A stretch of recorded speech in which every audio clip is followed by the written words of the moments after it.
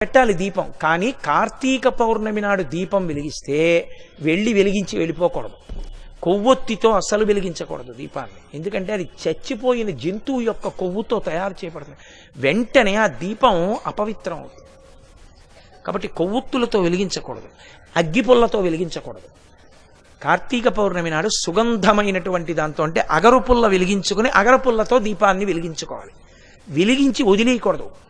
దాంట్లోకి వెంటనే అక్షతలు తీసుకుని చేత్తో పట్టుకుని దామోదరమావాహయామి అని కానీ త్రయంబకమావాహయామి అని కానీ రెండు మాటలలో ఏదో ఒకటి చెప్పాలి. అంటే దామోదరుణ్ణి కానీ త్రయంబకుణ్ణి కానీ దీపం మీదకి ఆహ్వానం చెయ్యాలి. ఎక్కడైనా చెత్త ఉండిపోయినా కూడా రేపు లౌకికాగ్నితో వెలిగించకూడదు. ఈ ఆవాహన చేయబడిన దీపంతో వెలిగించి ఆ దీపం దగ్గర నిలబడి ఒక మాట చెప్పాలి అందరు. కీటాహ పతంగాహ మశక